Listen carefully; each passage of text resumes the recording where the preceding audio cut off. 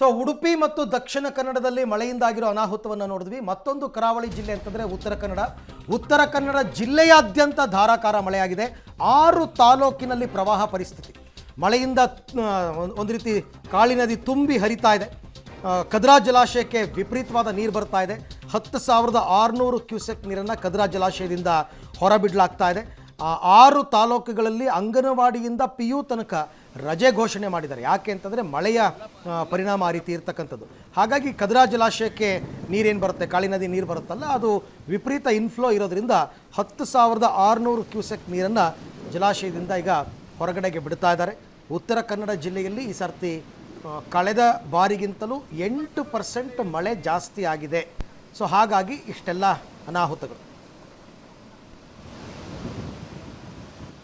ಉತ್ತರ ಕನ್ನಡ ಜಿಲ್ಲೆಯ ಕರಾವಳಿ ಭಾಗದಲ್ಲಿ ಅಬ್ಬರದ ಮಳೆ ಸುರಿತಾ ಇದೆ. ಜೊತೆಗೆ ಕಾರವಾರ ಭಾಗದಲ್ಲೂ ಹೆಚ್ಚಿನ ಮಳೆ ಆದ್ದರಿಂದ ಕದ್ರಾ ಜಲಾಶಯದಿಂದ ಈಗ ನೀರು ಬಿಟ್ಟಿರುವಂಥದ್ದು. ನಾವಿವತ್ತು ಕದ್ರಾ ಜಲಾಶಯ ಭಾಗದಲ್ಲಿದ್ದೀವಿ. ಇಲ್ಲಿ 4 ಗೇಟ್ಗಳನ್ನು ತೆಗೆಯಲಾಗಿದೆ. 10,600 ಕ್ಯೂಸೆಕ್ ನೀರನ್ನು ಈಗ ಹೊರಗಡೆ ಬಿಟ್ಟಿರುವಂಥದ್ದು.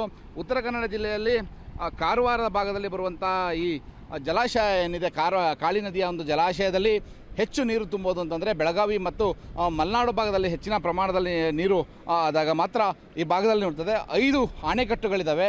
5 ಅಣೆಕಟ್ಟುಗಳಲ್ಲಿ ಕದ್ರಾ ಅಣೆಕಟ್ಟು ಕೊನೆಯ ಅಣೆಕಟ್ಟು. ಈ ಕೊನೆಯ ಅಣೆಕಟ್ಟಿನಲ್ಲಿಯೂ ಕೂಡ ಈಗ ನೀರು ತುಂಬಿ 4 ಗೇಟುಗಳನ್ನು ಈಗಾಗಲೇ ತೆಗೆದಿರುವಂಥದ್ದು. ಈ ಹಿಂದೆ 6,000 ಕ್ಯೂಸೆಕ್ ನೀರನ್ನು ಹರಿಬಿಡಲಾಗಿತ್ತು. ಆದರೆ ಇದೀಗ 10,600 ಕ್ಯೂಸೆಕ್ ನೀರನ್ನು ಇವತ್ತು ಹರಿಬಿಟ್ಟಿರುವಂಥದ್ದು. ಸಾಕಷ್ಟು ನೀರಿನ ಪ್ರಮಾಣ ಈಗ ಹೆಚ್ಚಾಗಿದೆ. ಅಣೆಕಟ್ಟಿನಲ್ಲಿ ಈ ಅಣೆಕಟ್ಟುಗಳಲ್ಲಿ ವಿದ್ಯುತ್ತನ್ನು ಉತ್ಪಾದನೆ ಮಾಡುವಂಥ ಅಣೆಕಟ್ಟು. ಕುಡಿಯುವ ನೀರಿಗಾಗಲಿ ಅಥವಾ ಬೇರೆ ವ್ಯವಸಾಯಕ್ಕೆ ಸಂಬಂಧಪಟ್ಟ ಹಾಗೆ ಯಾವುದೂ ಕೂಡ ಚಟುವಟಿಕೆಗೆ ಈ ನೀರನ್ನು ಬಳಸೋದಿಲ್ಲ. ವಿದ್ಯುತ್ ಉತ್ಪಾದನೆ ಕರ್ನಾಟಕದಲ್ಲಿ ಯಾವ ವಿದ್ಯುತ್ ಉತ್ಪಾದನೆಗಾಗಿ ಮಾಡುವಂತಹ ಅಣೆಕಟ್ಟುಗಳೇನಿದ್ದಾವೆ ಅವುಗಳಲ್ಲಿ ಕದ್ರಾ ಅಣೆಕಟ್ಟು ಕೂಡ ಒಂದಾಗಿರುವಂಥದ್ದು. ಹೊರಹರಿವು ಕೂಡ 22,000 ಮೀಟರ್ನಷ್ಟು ಈಗ ಇರುವಂಥದ್ದು. ಕಳೆದ 2 ದಿನದ ಹಿಂದೆ ಸುಮಾರು 6,000 ಕ್ಯೂಸೆಕ್ ನೀರನ್ನು ಹೊರಬಿಡಲಾಗಿತ್ತು. ಇದರಿಂದಾಗಿ ಈಗ ಅಪಾಯ ಇರೋದು ಯಾವುದು ಅಂತಂದರೆ ಕಾರವಾರ ಭಾಗದಂತಹ ಕದ್ರಾ, ಮಲ್ಲಾಪುರ, ಕೆರೋಡಿ, ಬೈರಾ, ಹಾಗೆ ಬಾಳ್ಕೊಣೆ, ಕಾರ್ಗ, ಉಳುಗ, ಹಲಗ ಗ್ರಾಮಗಳಿಗೆ ಈಗ ಒಂದು ಗ್ರಾಮಗಳಿಗೆ ಹೆಚ್ಚಿನ ಪ್ರಮಾಣದಲ್ಲಿ ನೀರು ನುಗ್ಗುವಂತಹ ಸಾಧ್ಯತೆಗಳಿದ್ದಾವೆ. ಅದರ ಜೊತೆಗೆ ಗ್ರಾಮಗಳು ಕೂಡ ಮುಳುಗಡೆ ಆಗುವಂತಹ ಸಾಧ್ಯತೆಗಳಿರುವಂಥದ್ದು. ಹಾಗಾಗಿಯೇ ಈಗಾಗಲೇ 4 ಗೇಟನ್ನು ಪ್ರಾಥಮಿಕವಾಗಿ ಈಗ ತೆರೆದಿರುವಂಥದ್ದು. ನೀವು ನೋಡ್ಬೋದು, ಕಾರವಾರ ಕದ್ರಾ ಭಾಗಕ್ಕೆ ಹೋಗುವಂತಹ ರಸ್ತೆ ಈಗ ಜಲಾವೃತವಾಗಿರುವಂಥದ್ದು.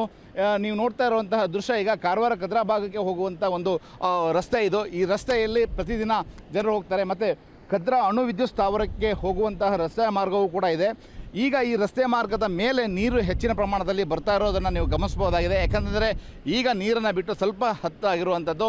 ಇನ್ನೂ ಹೆಚ್ಚು ನೀರು ಹರಿದೋಯ್ತು ಅಂದರೆ ಈ ರಸ್ತೆ ಸಂಪೂರ್ಣವಾಗಿ ಜಲಾವೃತವಾಗ್ತದೆ. ಇನ್ನು ನೀವು ನೋಡ್ಬೋದು ಈ ಭಾಗದಲ್ಲಿ ಯಾವ ರೀತಿಯ ಒಂದು ಪ್ರಮಾಣದಲ್ಲಿ ನೀರು ಈಗ ಹರಿದು ಹೋಗ್ತಾ ಇದೆ ಅನ್ನೋದನ್ನು. ಇನ್ನು ಹೆಚ್ಚಿನ ಪ್ರಮಾಣದಲ್ಲಿ ಮಳೆ ಏನಾದ್ರು ಬಂತು ಅಂದರೆ ಇನ್ನೂ ಹೆಚ್ಚಿನ ನೀರನ್ನು ಬಿಡ್ತಾರೆ. ಯಾಕಂತಂದರೆ 2019ರಲ್ಲಿ ಕದ್ರಾ ಜಲಾಶಯದಲ್ಲಿ ನೀರನ್ನು ಶೇಖರಣೆ ಮಾಡಿ ಇಟ್ಕೊಂಡಿದ್ರು. ಯಾಕಂದರೆ ವಿದ್ಯುತ್ ಉತ್ಪಾದನೆ ಮಾಡಲಿಕ್ಕೆ ಈ 5 ಅಣೆಕಟ್ಟುಗಳು ಕೂಡ ಪ್ರಮುಖವಾಗಿರುತ್ತದೆ. ಇಂಥದ್ರಲ್ಲಿ ನೀರನ್ನು ಹೆಚ್ಚು ಶೇಖರಣೆ ಮಾಡಿಟ್ಕೊಂಡಿದ್ದು. ಒಂದೇ ಸಲ ಹೆಚ್ಚಿನ ಪ್ರಮಾಣದಲ್ಲಿ ಮಳೆ ಬಂದಾಗ ಈ ಭಾಗದಲ್ಲಿ ಅಣೆಕಟ್ಟಿನಿಂದ ನೀರನ್ನು ಬಿಟ್ಟಿದ್ದರು. ಆಗ ಸುಮಾರು 40ಕ್ಕೂ ಹೆಚ್ಚು ಗ್ರಾಮಗಳು ಸಂಪೂರ್ಣವಾಗಿ ಜಲಾವೃತವಾಗಿದ್ದರು. ಹಾಗಾಗಿ ಈ ಬಾರಿ ಕದ್ರಾ ಅಣೆಕಟ್ಟಿನಲ್ಲಿ ಏನು ವಿದ್ಯುತ್ತನ್ನು ಉತ್ಪಾದನೆ ಮಾಡಲಿಕ್ಕೆ ಬೇಕಾದಂಥ ನೀರನ್ನು ಈಗ ಶೇಖರಣೆ ಇಟ್ಟುಕೊಂಡು ಹೆಚ್ಚಿನ ಪ್ರಮಾಣದಲ್ಲಿ ನೀರಾಗಿದೆ ಅದನ್ನು ಹೊರಗೆ ಬಿಡ್ತಾ ಇರುವಂಥದ್ದನ್ನು ಗಮನಿಸಬಹುದು. ಕದ್ರಾ ಭಾಗದಲ್ಲಿ ಬರುವಂತಹ ಪ್ರದೇಶಗಳು ಮತ್ತೆ ಜಲಾವೃತವಾಗುವಂತಹ ಭೀತಿ ಎದುರಾಗಿರುವಂಥದ್ದು. ಕ್ಯಾಮರಾಮನ್ ಸುರೇಂದ್ರ ಜೊತೆ ನವೀನ್ ಸಾಗರ್, ಪಬ್ಲಿಕ್ ಟಿವಿ, ಕಾರವಾರ.